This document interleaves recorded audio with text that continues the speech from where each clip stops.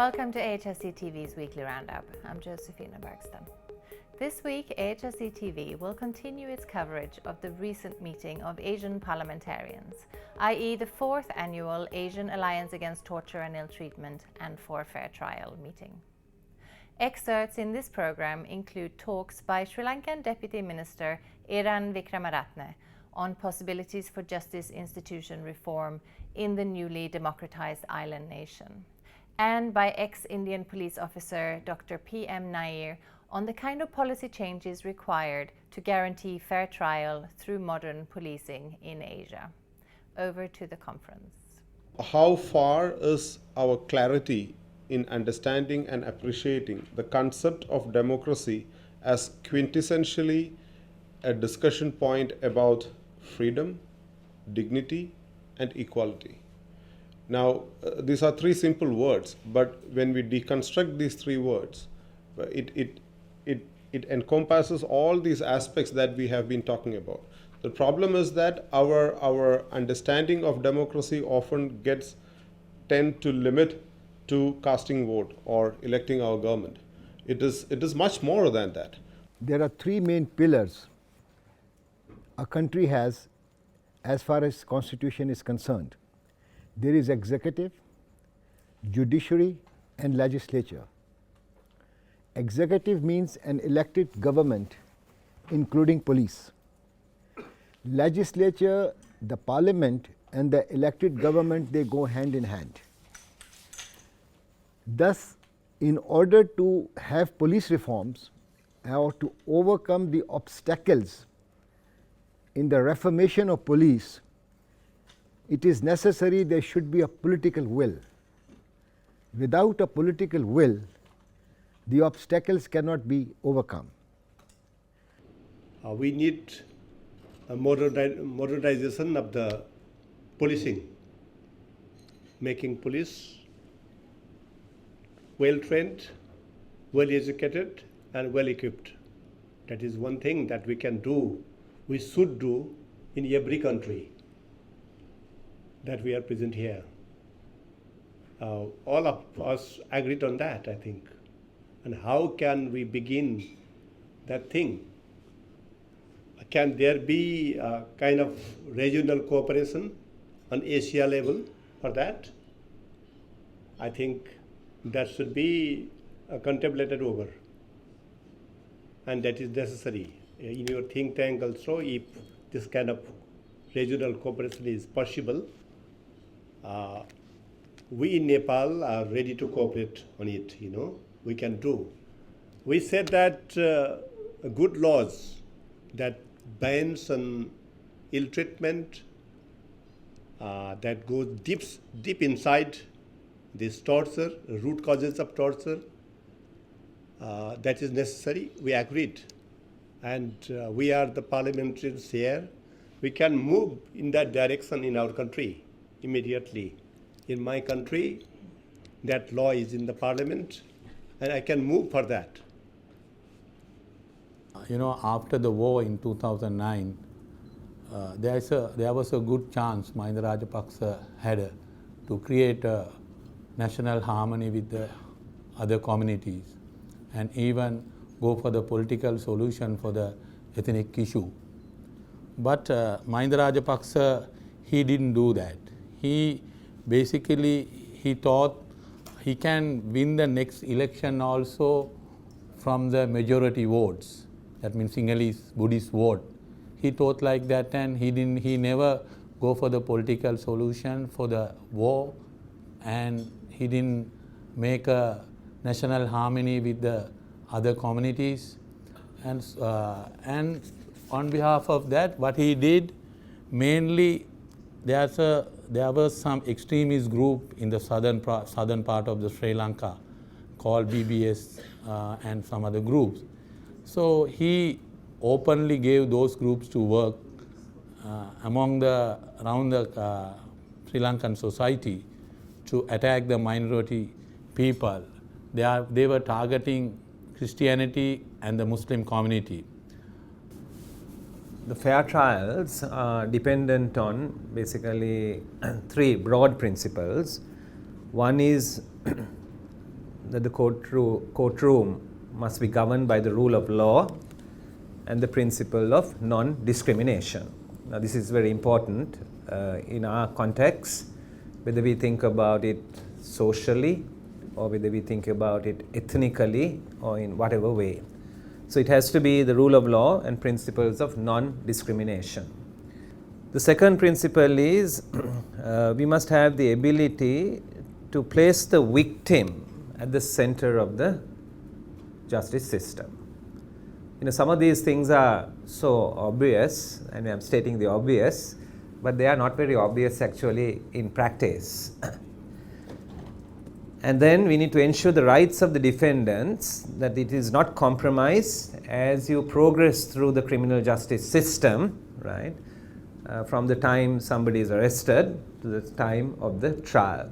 So these three broad principles, right, need to be really upheld if there's going to be a fair trial.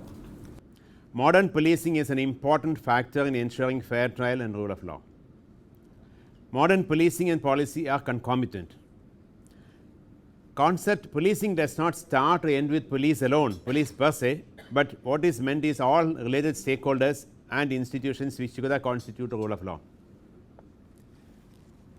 In that background, why torture? Why torture? It's there everywhere. Not only the police, the customs, enforcement directorate, drug enforcement, intelligence agencies. We hear torture across the spectrum. We only think of the police, but if you see the entire scenario, torture is everywhere. That you cannot arrest a person without a warrant. You cannot open fire even in the at the Raj time, British Raj time.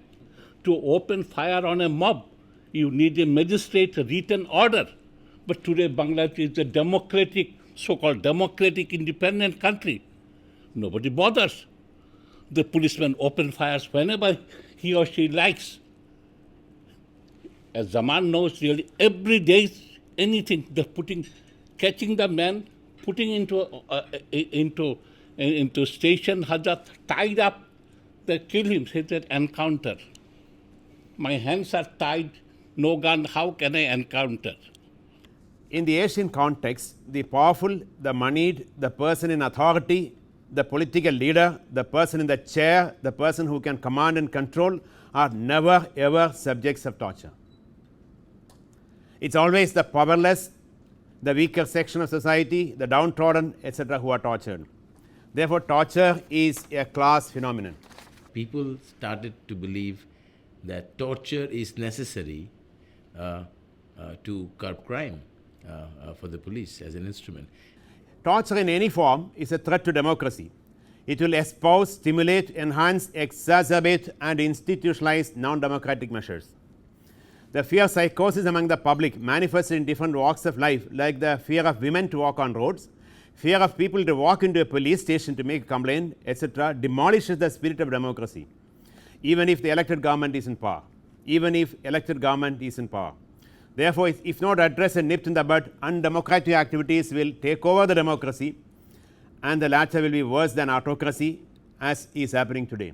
Therefore, for the survival of real democracy and to ensure rule of law, we must all get together and prevent torture in all its form and manifestations. Unless you address these problems, what is the meaning of talking about human rights? We go and say, you sign this, you sign, do all this. When you go back home, when a man comes, a man or a woman who has a problem come to the court, there is no remedy. There is no, so when people find that the courts are unable to give them adequate remedy, then they ask, why should we go there at all? Then what happens? You can't live in a vacuum. Well, we must solve our problem in some other way. If my neighbor or somebody is troubling me, the court cannot solve that problem, then I must find some other way. What is some other way? I go to a criminal. United Nations is a sum of the member states. It's the common will of the of all member states of the humanity. And if United Nations is weak, that means that humanity wants it to be weak. If it's strong, that means we all want it to be strong. So after all, it's up to us to lobby our governments, or to lobby our different governments, if need arises, to make United Nations stronger, to empower United Nations. United Nations itself does not act. Secretariat of the United Nations implement the decisions taken by the member states. You know, we are in an agreement that it is the political masters who are the roots of all problem. But at the same time, we all agree that it is a political problem, so it has to be solved politically. Which means it is the political masters who needs to solve this, who needs to bring about changes. Now the question is why would they do it? I don't believe the political leadership in the South Asia will actually do something to bring about change when it comes to human rights and the institutional reforms, unless and until they're compelled to do so. And that compulsion has to come if there is a civil society movement. Ultimately, where I see the only hope, that it is the young people, especially the students, who has to come forward. And they have to be mobilized. Only the students can bring change. I don't expect that the civil society in Bangladesh can actually create a pressure on the political masses. Very often what happens is that social change comes faster than we think. But at that point, many places, there are no people who are prepared for the next step, because we are so bewildered by the existing situation, which is hopeless, in many ways looks hopeless, and we try to do something around. We do not try to see ahead. That is exactly the situation we see in Sri Lanka. Many, before January 8th, many people did not even think that it is possible that within short time there can be a change. Now the change has come. People do not know what to do with the change. Up until the 9/11 incident, the issue of torture at least was in the close to the center stage in the United Nations forums and discussions. But after that, even bureaucrats working, experts working within the UN themselves have critiqued that it has been taken away. The prominence of dealing with the question of torture itself was taken away in the United Nations. Much less was early on the attempt to engage head-on through the horns on justice institution deficits. Perhaps there are many reasons. One of the prominent reasons that we find while also engaging with our partners outside the country context where we work with is that the culture, the historical memory of what existed at one point of time, how the change happened, has already moved on. I mean, it has been back into the, put back into the freezer, that today's generation finds it difficult to understand the depth of the problems that we in Asian jurisdictions face.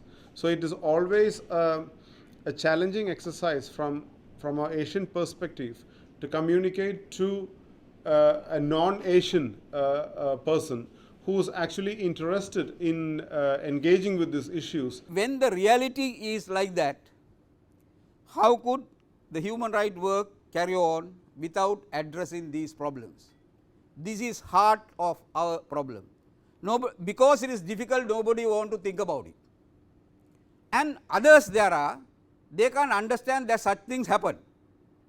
You go to a UN meeting or something, you say it's like this. Now how can it happen? But what did your judge do?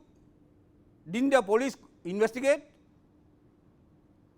So they take it for granted that the situation in a developed country, where this, for example in Hong Kong, has never heard of a disappearance for last at least from about last 40 years, except for now and then some businessman kidnapped, then the whole force is put to, into that task. Otherwise, you don't hear a thing like that in this place about anything called a disappearance. They won't understand what a disappearance is. It is like something mad, Can human being, you mean, disappear? But for us, it has become normal. Oh, disappeared. How many? 30,000. So that's so the developed country expert cannot intervene into this, because he simply cannot understand that such a thing is true.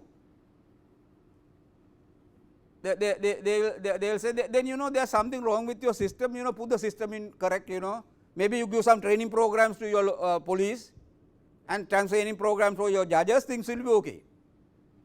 That is why they put a lot of money into some few training programs in order to now solve this problem, because they are trying to solve a problem they have not understood. So that is what the major problem in the human rights movement began to be. As far as the developed country, the underdeveloped country is concerned, the UN and others, well-intentioned people, and they were putting a lot of money also, they were trying to solve a problem, but they have not understood the problem. The basic assumption by the think tank is that there's something very wrong in the international system, where they do not get what's actually going on in the countries where you live and work. And the discussion you have here is not a discussion that they can actually understand, or maybe, and they definitely can't act upon it. And why is this? It's because you talk a political language and the UN talks a technical language, right? When we had the discussion earlier, when you were diagnosing your situations in your different countries, you would end up in, we have to change the prosecutor. We have to do another statutory law changing this.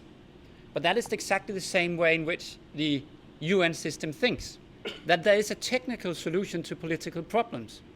And that's why we have ended up now in, there's research coming out now from many places saying that all these technical things we've tried to change, reform societies, have failed. And we have invested so much money and time and effort into this. And if people just have asked people from where you come from, what are the real problems, then we might have ended up in another place. They're blind to it, and they are deliberately blind to it, because it means they have to think politically, and that is much more difficult than thinking technically. It's a constant issue, both informally and formally, in interactions with the United Nations staff, with the United Nations experts. We need new ideas, and everyone realizes that it's a paradigm shift right now. And they realize the ideas can be supplied only by people who work on the ground, who work with the victims of human rights violations. And definitely that's the role of the United Nations, to listen to our ideas and have them implemented through their authority and through their channels. And it's an existential issue for the United Nations right now, because it's either they do it or fail historically. That is all for this weekly roundup. For more on these and other issues, please visit www.humanrights.asia. Thank you for watching, and see you again next week.